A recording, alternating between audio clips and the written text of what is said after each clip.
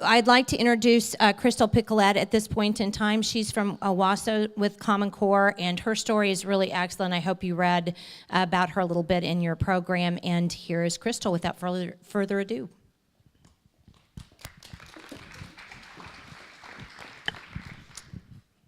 I'm glad I get to go after her because there's a lot of stuff now I can cut out, and a lot of what I'm going to say will actually make sense as well. We moved here about 1.5 years ago from Colorado. We had moved back to Colorado actually to be near our family, and then we ended up uprooting specifically because of Common Core. I know that sounds crazy, but my kids had been through it. I want to start by reading you this. This is a book by his name is Robert Holland. He actually fought outcome-based education in the 90s. And this is a really good passage that I just want to start off with. What is the primary purpose of education? To enable students to develop their intellect to the utmost of their capacity and to become independent thinking individuals in a free society. Raise your hand if you agree with that. I did too. And I had a kindergartner that was fully involved in Common Core. And I didn't know any different because as a parent, it was my first child and we just had nothing to compare it to. I did know it was very different than what I had. And I kind of had bought into the whole mentality of like, well, this is different, this is better, this is 21st century. And then I just started having this weird motherly gut instinct, like, this is not right. Why is my child having these issues? What is the problem? And we did have a very energetic boy, so oftentimes I found myself blaming him. I think it's an oxymoron. How do you nationalize something and then claim it to be state-led?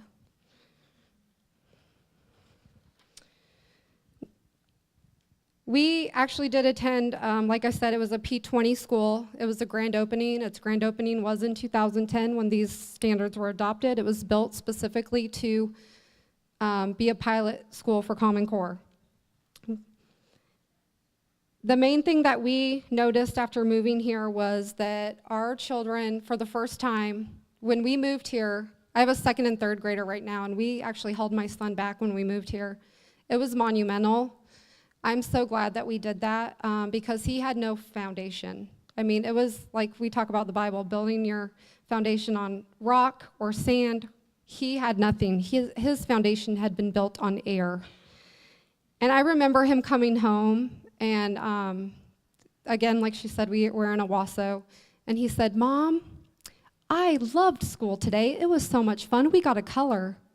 And I didn't realize what had happened to my child this whole time until we moved here. And it wasn't until the hindsight 2020 vision, because we moved away, but I didn't really know what Common Core was. I battled it the whole time, just thinking, oh my gosh, my kids are failing, they're stupid, like, what is the problem? Why can't they get this? I mean, everybody else's kids, but no, that's not true. I actually interjected myself in the classroom in Colorado, and I noticed that the teacher was expecting them to write personal narratives in their journals. They wanted complete punctuation. They wanted capitalization. I mean, it had to be like adult level. And at the age of 5, 6, and 7, I just thought that was crazy. And when I started volunteering a lot, I make tons of copies. I was working in there 20 to 30 hours a week. And honestly, not a single child could do it. And that's when I knew this is not my son, this is not my daughter. So my question to you guys is, who says the current standards in Oklahoma aren't already good or great for that matter? What are we believing? We're believing statistics. Have you looked into where those statistics came from?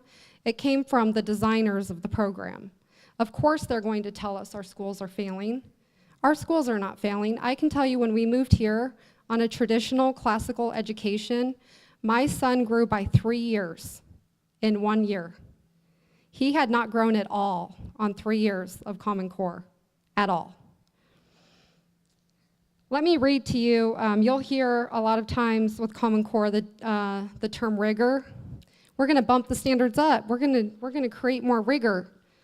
Rigor is gonna make your kid knowledgeable. I don't know if you've ever looked up the definition of rigor, but I'm going to read it to you. Rigor is the difficult and unpleasant condition or experience that is associated with something. It is the harsh inflexibility in opinion, temper, or judgment, the quality or state of being exact, careful, or precise, the quality of being unyielding or inflexible, an act or instance of strict severity or cruelty. Who wants that for their children? I'm also going to read to you out of the Webster Dictionary the definition of common. Common is done by many people, occurring or appearing frequently, not rare, widespread, general, characterized by a lack of privilege or status, falling below ordinary, lacking refinement. I don't want my children to be common. And the reason I'm here, and the reason I drove 2 hours to be here to speak to you, and the reason I stay up all night long during research, and the reason I go speaking, spreading awareness, talking to every parent and every teacher that I possibly can, is because when we moved to Owasso, our schools were exceptional. They were off the chart. My kids were so excited. Their joy for learning had actually returned. They were learning more than just academics. It was a very well-rounded education, and I was grateful for that. When I left my kids in Colorado at the schools, I would leave and go home depressed. I would cry because I had no idea what was happening. I fought it. I battled it. We moved here to Owasso, and I cried I was so happy. I was like grateful. I'm like, thank you so much. Oh my gosh, you guys have no idea. Your schools are so great. And honestly, I think a lot of people take it for granted because in Owasso, it's a very small community. Well, it's not small, but it's very community oriented. There really isn't a lot of outside. I mean, for the most part, people have been born and raised there. And I was telling them, like, you guys have no idea how great these schools are. It's unbelievable. But when somebody is always telling you, your schools are failing, it's like you start to buy into that. And I have to tell you, Oklahoma has it right. Our schools, the character that's being built, the responsibility that they were learned. And one thing, I just want to interject one specific thing that I really set it off for me when we moved here was that a lot of Common Core, what it does, like Danita was saying, is it's a lot of collaborative learning. It takes away a lot of the individualized, I don't know how you say it. It really just focuses a lot more on groups and collaboration. In Colorado, everything is in tables. All of school supplies are community. My son was so messy. We held him back, and he ended up doing second grade for the second time. And his teacher would call me every week like, oh my gosh, your son is so ridiculously messy. He just can't. Well, I look back to what he lived for 3 years was the pencils throwing. I mean, it was chaos because they had to share. And I realize now that there is some like just teachable moments in having your own desk, having your own supplies. He missed out on so many things. That's just one thing that just happened to pop in my mind. I can tell you that he hated school before we moved here. He had anxiety issues. He would try to lock himself in my car and beg me to stay home. He actually begged me to homeschool him at one point, and I thought, how do you even know about homeschooling? Well, what happened in Colorado was that a lot of parents started pulling their kids out because they knew that it wasn't right. A lot of them that had older siblings who had already been through like a normal, traditional, classical education. So I guess he picked up on the fact that a lot of his peers were being pulled out to be homeschooled. The other huge thing that happened in Colorado was charter schools were huge. And when we started having a lot of problems with the public schools, the first thing I did was go tour every charter school and every private school in the area because that was like we were going to get out. Well, when I went to the charter schools, we actually ended up being 168th on one of those lists because the public schools and Common Core had become so much of a nightmare. They were putting their kids on the charter wait list when they were born. I didn't know to do that when we moved back. When I moved back, my son was 4. I had no idea that the wait list had started like 6 years before that. Like Danita said, children this age, they're not mentally capable, nor are their brains physically developed in order to reason abstractly. It took us a long time to figure it out. I think it took me a full 3 years. Nobody came to me. They weren't having meetings like this. The thing that's different between Colorado and here is that in Colorado it's a very expensive cost of living, so almost 95%. There were not a lot of stay-at-home moms. Everybody's working 2 jobs, so culturally it was a little bit of a different shift than what we have here in Oklahoma. Families were a lot more disconnected. It was a very busy lifestyle. Monday through Friday, everybody worked, busted their butt, and then Friday you were in the mountain skiing. So they didn't have time to come and do town hall meetings. They just did not. There was too much recreational stuff, and there was a lot. You think we're distracted here? I can tell you in Colorado, it was extremely distracting. I would go around and try to talk to people and, say, hey, like, what is your feeling about this? Well, they were just too busy, and I can honestly say that one of the other reasons why schools here are so great is because there is a ton of parent involvement, and we are grateful for that. Because in Colorado, I can tell you there was one person at the PTO meeting, and that was me.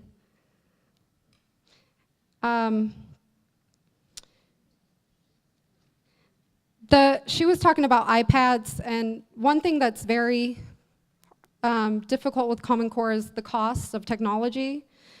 Our legislators, I've been calling a lot of the senators and representatives, they have no idea where this money is going to come from. It is very expensive. I can tell you in our district, right before we moved, we ordered 600 iPads. Within 2 months, we had about 300 of them because they rushed it so quickly.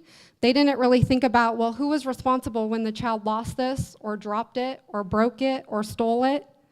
And because of Title I, they had bussed in a lot of children from across the entire county to our school because our test scores were so high, they wanted to level the playing field. And unfortunately, the economic was very different. And so we lost a lot of those iPads. The other thing that happened with our iPads was our school was broken into quite frequently because everybody knew that these iPads were docked right there every weekend. So these are things that Oklahoma has not really even got to this point yet. And I was the one on the PTO going, wait a minute, what are we gonna do? Oh, the other thing they didn't budget for was chargers. So we had a whole bunch of iPads and we only had like 15 chargers. So, it's just like this constant ongoing cost. Then when we had to upgrade them, it was like a whole nother nightmare because the students were like, it was just crazy. We really put the cart before the horse. It was rolled out poorly. These standards from the very beginning have been rolled out poorly. Parents are not informed. Teachers are not communicated. These standards have technically been in place for 4 years, and how many of you just found out about them? Why? Why are you having to find out about these standards from another parent, from somebody who's created an organization? Is this not alarming?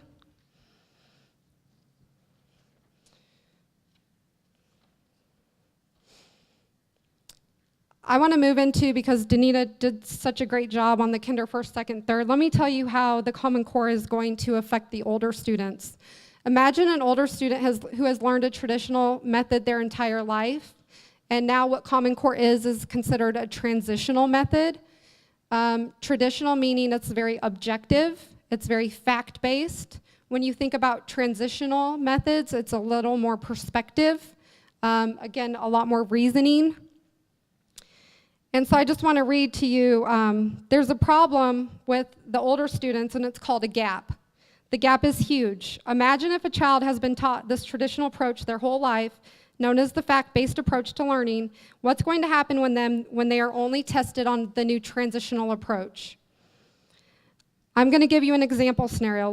Let's just say that I can teach you for 5 to 10 years all about airplanes. We can go over the makes, the models, the engines, you name it.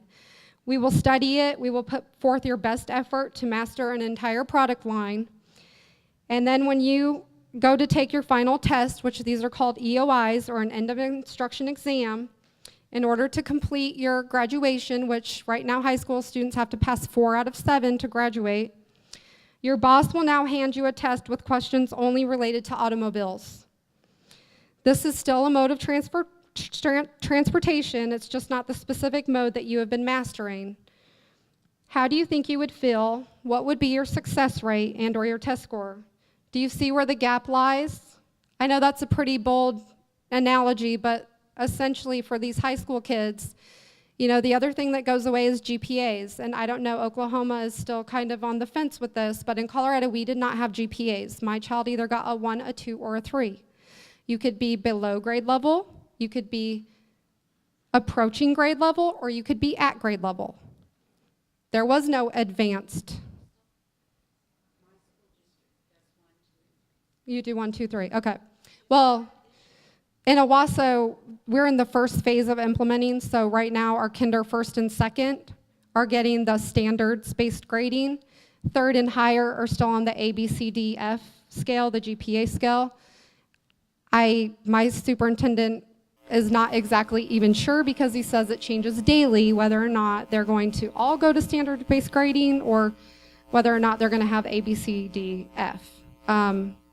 My perspective is that if it's anything like Colorado, which it should be because, again, this is national, the GPAs will go away. Your children will become, I guarantee you, a 2 out of 3. Me and my husband joke around and call it the race to the middle because it's very hard to get a 3 and it's very hard to get a 1. Typically, the teacher is going to give almost everybody a 2. My other problem is that my child happens to read 2 grade levels above where she is. She's a very natural learner, and she's still a 2, 50% of the time. Because in order for the teacher to give the child a 3, they have to document and prove it. Do you know how much time that takes? And there's 59 of them on her progress report. And then they have to data enter that whole program for 28, 30, 25 students. These teachers are extremely overwhelmed. I was helping out today because I help out Tuesdays and Thursdays making copies for each of my teachers. And today was a prime example. The teacher said to me, last year, my kids worked really great in groups. They did a good job collaborating. I had no problems. But this year, my children, my 25 students, do not work well in groups. They do not get along. Their personalities clash. It is very difficult. And when they come in to evaluate me, and they're expecting me to teach 25 children, and they don't get along, it's very difficult to get them to collaborate. Now, how fair is that for the teacher? And I see her struggling daily, and that's just one example.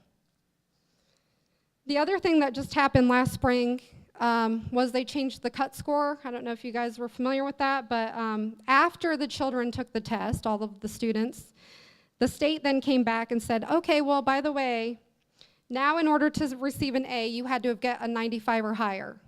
Okay, imagine the 16-year-old who just got a 93, yay, and now find out that's a B. These are the changes that are happening regularly that parents are not notified of. Another change that I just found out about, speaking of going into technology, was that in Owasso, they fingerprint our kids to check out library books and get lunches.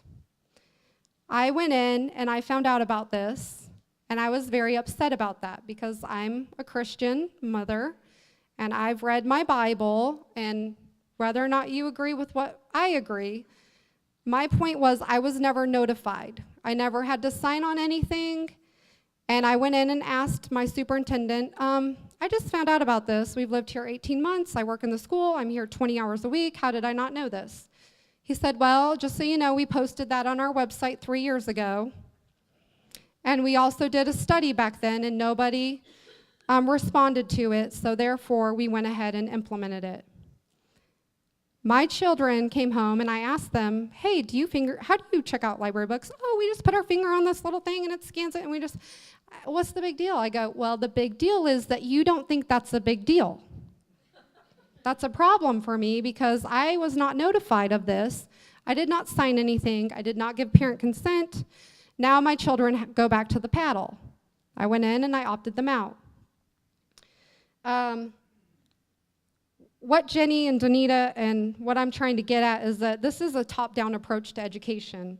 The State Board of Education is accountable to the federal government, who in turn holds our superintendents accountable, our principals accountable, and then that dictates down to the teachers. We do not have any local control. When I go to my superintendent and I have issues, he says to me, my hands are tied, this is a mandate, this is a law, I have to abide. I got called into action because, quite frankly, last year in Owasso, my kids loved school, the teachers were happy, it was not perfect, I get that, it was not perfect, but it was good, it was great. Everybody was very happy. This year, starting in the fall, it is a totally different environment. That was scary for me because I am reverting back to what we left. And we picked Owasso because of the schools. And I've heard many other great things about Edmond, Yukon. We actually toured 12 different districts when we moved here, and every single district was on the same page. This past August, I went around to everybody is on different pages. And I find it very interesting that we have common standards now, and yet it's more chaotic than when we moved here 18 months ago. The other problem that we ran into, which Oklahoma's not doing yet, because honestly, when I go talk to the teachers, they tell me, I hate the Common Core standards, I refuse to teach it until I absolutely have to, which that's great, because the kids are not being subjected to it. But on the other hand, the parents also are not seeing it. And so you're not going to fight it until you see it. You're not going to get involved until you get angry. That's what got me involved, was I got angry. When we were in Colorado, again, with the iPads, 50% of their class time looked like this. That is not teaching. I do not send my child to school to be on a computer with headphones 50% of the time. I had a huge problem with that. Again, I did not know any of this until I started going in the classroom, being involved. Getting involved opens your eyes. When you open your eyes, you take action. That's what I did. These same computerized tests are recreated to meet Common Core standards. Like she was saying, even with the Christian schools, I've called many Christian schools around here, they are aligning with Common Core because of college entrances. All the kids have to be able to take an SAT and an ACT. Do you see why we've all been backed into a corner? We've really been backed into a corner. If we don't fight for our kids, then who will?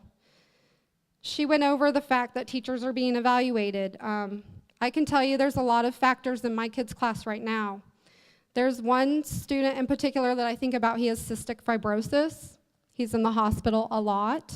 He's the most precious boy ever. He's very smart, but he misses a lot of school. He cannot control that, and neither can the teacher.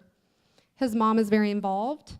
There's another little girl in my daughter's class whose parents are getting a horrible divorce. It's been a huge factor. And again, I help with the reading group, so I see a lot of this firsthand. And again, the teacher can only control so much. Last spring, during the testing, I've proctored the tests for the past 4 years, even though I've never even had a child take the test. This is my first year. My son is in 3rd grade. Last year, we had major storms. I don't know if you remember those horrible storms that we had during testing. I literally had a kid fall asleep in my testing proctor. He was a 3rd grader. He crashed out. You are not allowed to talk to them. You are not allowed to help them. You are not allowed to wake them up. You are not allowed to do anything. Everything is very secret. He got a 0. Is that fair to the teacher to be evaluated on a child who was kept up all night by a storm? Is that fair to the student?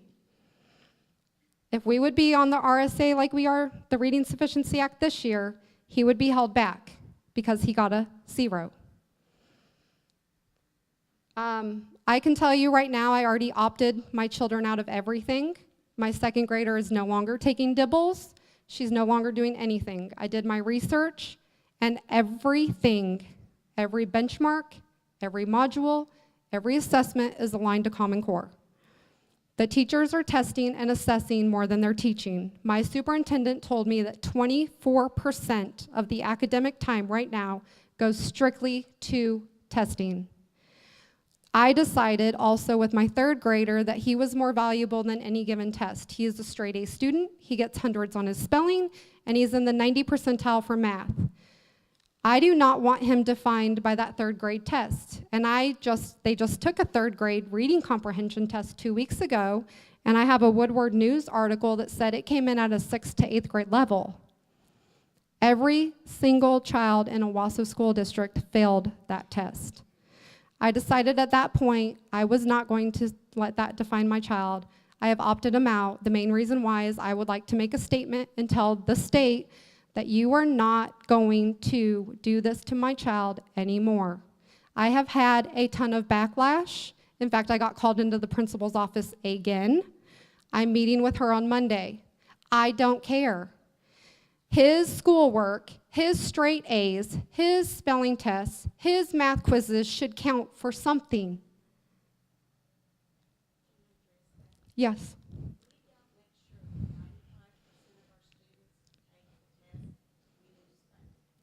And I get that, but you know what? She is harping at me. Funding is a big deal. And let me talk about the funding. There's a lot of waste. I am in the workroom, and I see books sitting there collecting dust.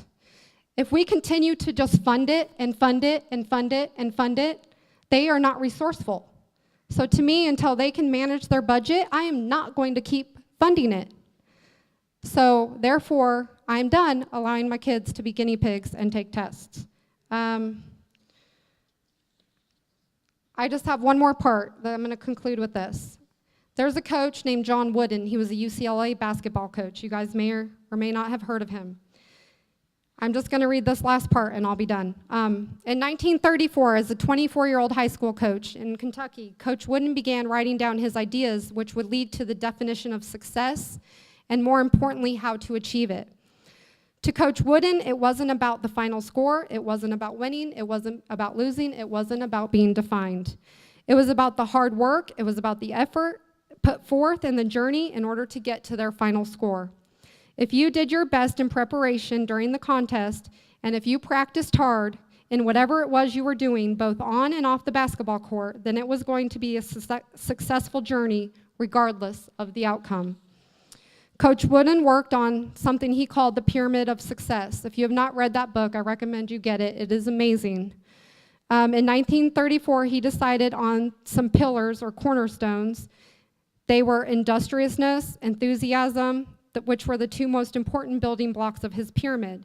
He then completed, going into the foundation of the pyramid, he added friendship, loyalty, cooperation. There was all these different characteristics. As the years went by, he added 14 more building blocks of human determination, leading to the apex, which then, on the 15th block, he said the final one he would add would be competitive greatness. On both sides of the pyramid, in essence, which held it together, he added 10 words, including ambition, honesty, integrity, and once again, everything led to the top. It was a pyramid. On the sides, he finally added faith and patience, which will watch over the entire pyramid.